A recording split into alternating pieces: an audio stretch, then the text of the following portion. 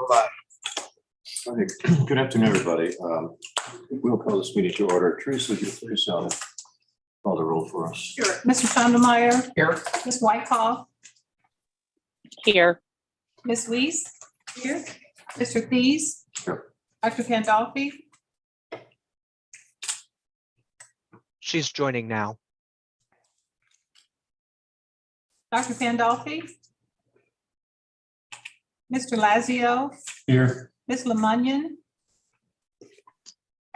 Ms. Stepp. Dr. Wilson. Mr. Cook. Here. Ms. Virgo. Here. Mr. Johnson. Here. Dr. Pandolfi. Here. Thank you. Teresa. If anybody wishes, we'll have the Pledge of Allegiance, and Rita just offered to have a short reading from the Torah.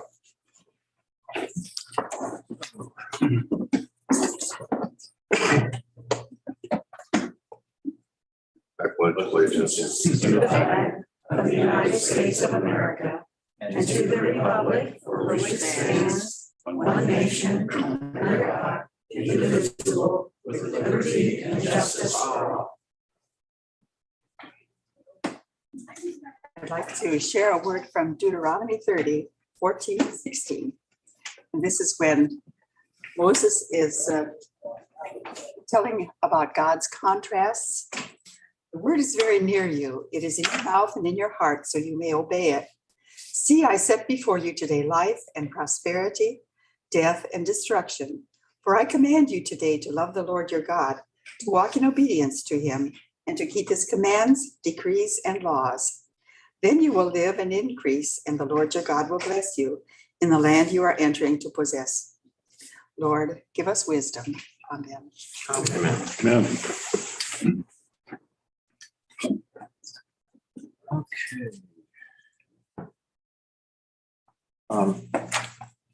Matter for voting is the approval of the agendas.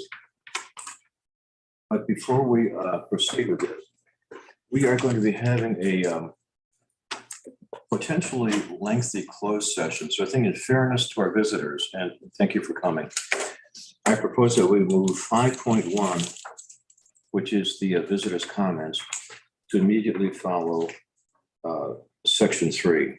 So that way, anybody who wishes to make an offering, they're not stuck with waiting for us to finish a closed session. So with that amendment, I'd like a motion to approve that, to approve the agenda as modified. Motion to approve the agenda as amended. Thank you. Second? I'll second. Second. It's been moved and second that we approve the agenda as modified. All in favor, please signify by saying aye. Aye. Aye. Any opposed? Or abstaining? Great. Thank you. Can we get the okays from those online if they're on hold? On mute.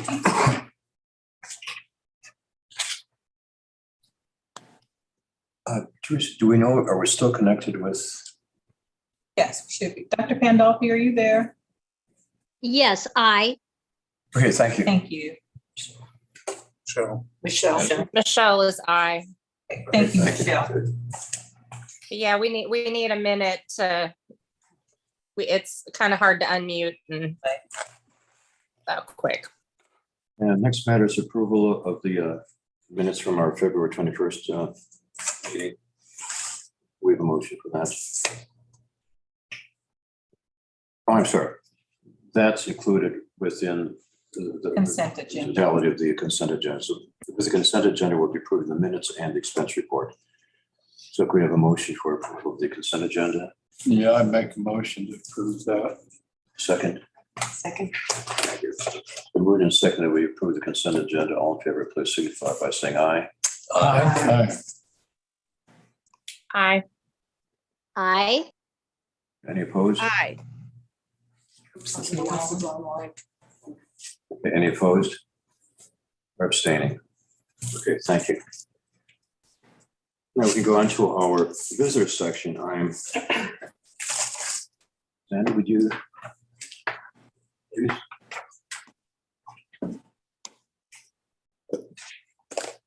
Good evening. My name is Sandy Van Wagner, and I live in Smithville, Missouri. I've actually lived in all three counties at different points in my life. I am a retired public school teacher. I taught in the Park Hill School District for all of my career. I grew up in the Park Hill School District. My early childhood was just about a mile from here in Independence, Missouri. And my grandchildren are growing up in Lee Summit now. So I have interests in all three counties, and I have roots in all three counties. I am, as I mentioned, a retired school teacher. I also currently serve as a CASA in Jackson County, and I served on the Smithville School Board for 12 years. So that was my second career, sitting on the other side of the desk. And I had a nice conversation with Ron a week or so ago, and he encouraged me to come and speak to you about a letter that I sent that you should have received probably by now. And it just is a reflection of my personal observations. And I don't really want to read the whole letter to you, but I do want to go over some points about being in the audience and listening and trying to understand what's happening and taking place. And I understand that from a school board person's perspective, which is not too dissimilar than your roles here. As a lifelong Mid-Continent patron, I began following the school board meetings, and I must admit that I wasn't sure of the governance that the way that worked with the Mid-Continent library system until relatively recently. I knew the past CEO, and I've known librarians, and I actually worked on the Prop L campaign. I too am elected committee woman for Clay County. So I just didn't, I don't know why, but it never occurred to me that the library system also had a board of trustees. So that was a learning thing for me. And I initially began trying to spend some time doing the online thing and listening to the board meetings online, and largely because I don't hear well anymore because I kind of am older, and I also don't see real well sometimes. But the point is that I was really frustrated with trying to hear the conversation and understand what people were talking about and saying individually when they were online. And so the next thing that I tried was to come to the in-person meetings. And that was a little bit more successful, but I still struggle with being able to really understand and hear and the communications, even though we're all in the same room and near at hand, there's some obstructions. And so one of the suggestions that I have is to remove this podium, and I know that you can get a podium on wheels that is mic'd and can be moved out of the way, because for me to be able to visually see the person that's talking helps me to understand what they're saying. And there are times when this is an obstruction to that, and this is helpful problem. Another thing that I would strongly encourage consideration is to install a microphone system at your tables. And your tables are set up for that. You've got little electronic holes and everything all in place.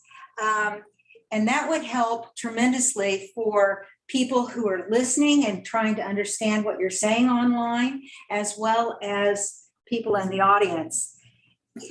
And sometimes when we're speaking, we don't realize how effective we are at being able to speak, and how effective people are at their ability to understand and hear. A few years ago, my board decided that we needed to quit killing trees. And we made the leap to go to a paperless board doc. And I would encourage you to consider doing something like that. I identified for you, we went through a company called icboard.com, board powered docs. We found that those documents were, first of all, the learning curve was very minimal. And even though none of the members of the board at that time grew up in a computer savvy society as we are in today, we all mastered it. No one failed. And it made it so much more logistically easy for us to see our agenda, but also for the audience to see the agenda. We voted on our screens, and so it took the place of having to do a roll call vote, and but it also recorded everyone's vote, and it was visible to everyone. It was very effective. And if you've not seen those kinds of documents used, I would encourage you to visit a local school board, because they do use them and they are very efficient and very successful. That brings me to the next suggestion, and that's the monitors. Our society is so different than the one that we grew up in, and perhaps the one that we spent our careers working in for the most part, because we are on screens and the world is just a different place. Recently, I took my grands down. My great nieces and nephews and my grandchildren, they're kind of all mixed together. They're kind of stair-stepped. And I took them to the Children's Literature Festival in Warrensburg, something that I go to every single year with my used to be students, and now my grandchildren and my own children, I took them. So, and I think this was their 50th anniversary down there this year. But one of the things that we noticed in the library, my girls were fascinated by an old card catalog that was on display. And I was trying to explain to them how that was used. And they were just completely amazed that we would actually open the drawers and look for things alphabetically and identify the book that we were hunting. And then we would go and we would use the Dewey Decimal System and search for it in the library, and maybe a librarian would assist us with that process. But it occurred to me that their world is so different. And I think we have to approach things looking at not only what our world was like when we were growing up, but our world that we live in today. And so with that monitoring system, in the back of the room, you have this system, but no one here can really see that or read that. And with a retractable system, you could put in a very relatively inexpensive system right here. It's retractable, and it can, something that could come down and go back up into the ceiling. And so everyone in the room can see what you're seeing. And I think that would be very helpful and effective. I've noticed another practice, and I don't mean to find it, it's just struck me as odd. And that is the practice of identifying each other by different ways of communicating. Dr. Brown or Mrs. Jones or Mr. Smith or John or Don and I understand that in your communication with one another, you're comfortable in identifying or addressing yourself as Ron or Gordon or however, but it comes across when you're in the audience, especially on the online audience, because you all don't do the same thing. One person wants to be addressed as Dr. Jones, and another person wants to be addressed as Mrs. Smith, or just Ron or Mike or friend or whatever, and that's fine, but that's not, it doesn't come across as understanding, and it almost sounds somewhat disrespectful. I'm sure it's not intended to be that way at all, but that's the way it comes across. And it seems to me that everybody might want to get on the same agreement page that, you know, when we're going to call roll, we're going to call Bob and Aaron and Ron, and we're going to say Mrs. So-and-so and Mr. So-and-so or Dr. So-and-so. There's something about consistency. And that's just simply my observation. These are all just friendly observations, and I would encourage you to consider as much as you like or as little as you like. And you know, it's from my perspective, it's well-meaning and intended to be constructive, just from my particular observation. Thank you very much. Thank you.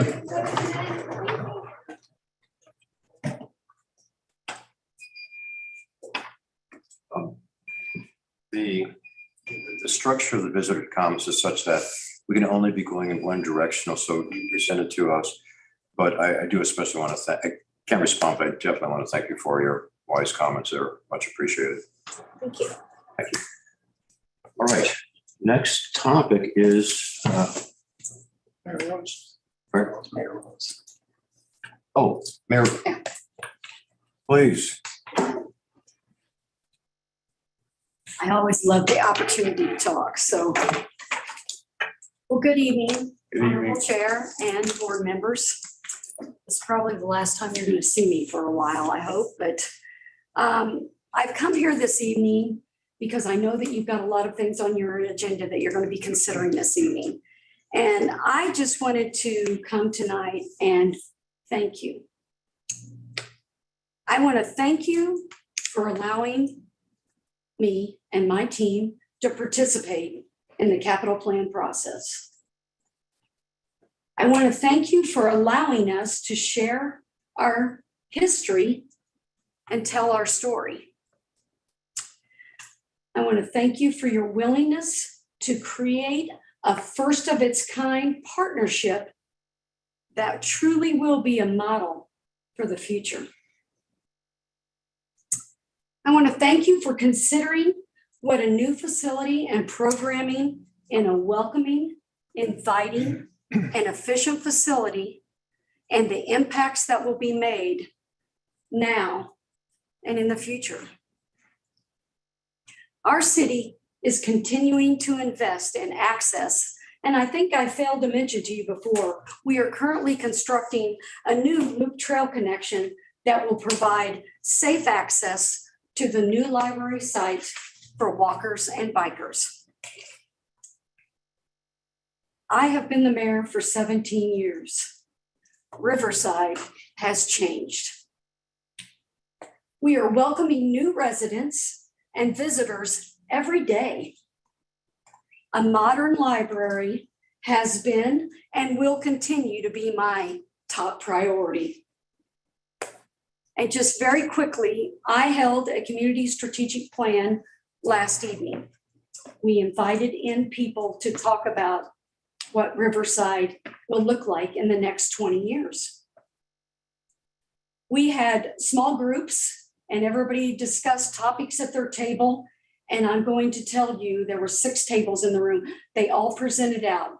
But the conversation about the library is a very welcoming topic. And they are all very excited. And when one of the gentlemen in the room looked at me and said, "I cannot wait, my girls will be camped there." And then I thought to myself, oh, how fun would that be? Could you have a sleepover in the library? I think that would be a great event. But it's those little things that impact people. So I am hopeful your discussion tonight will bring this project over the line. And I'm here if you have any other questions for me. I'll be glad to answer any of them, but I want you to know your time has been priceless for me and being able to share the story and our journey as we move into the future. And I would love to stay and listen to some of your other meetings, but I have a board meeting to go to. And I have Brian Coral, our city administrator. I have Mike Duffy, our community development manager, and we work together as a team to try and bring the best for our community and the surrounding area. So I appreciate it so very much. So thank you. Thank you. Thank you, Mayor.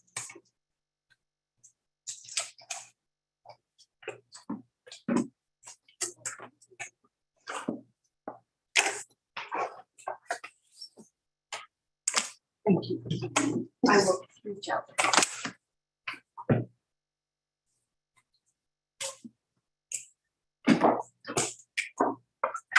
Our next matter is a closed session, which means that we will have to scatter to the winds, reconvene after we resume the open session. So Cody, would you mind turning off the system, please? Well, we first need to take a vote to go. Okay, take a vote. Okay. We have a motion to recess our open meeting and reconvene in a closed meeting. For the purposes of, For the purposes that set forth in the on our Cody screen up there. Hey, Ron, I don't know how this is Michelle. I'm on the phone now because my Zoom is not working. So I don't know how that's going to work for me. Cody? Michelle, I'm going to keep everyone who needs to be in the closed session in the meeting, so you don't need to worry about doing anything. Okay, You should- I didn't know if you with should the stay. phone it was different. Sorry. No, ma'am, Okay. you're good. Thank you for checking in, though. Awesome. Thank you. Okay, we try it again. We have a motion to, I move we go into closed session as explained on the screen for specifically the purposes of legal actions and number one and number three, hiring and firing as provided under Missouri state law. second. Second. It's been moved and second that we open meeting, reconvene in a closed session. Any discussion? None, all in favor, please signify by saying aye. Aye. Any opposed? Hi. Hi. Any opposed? Abstaining.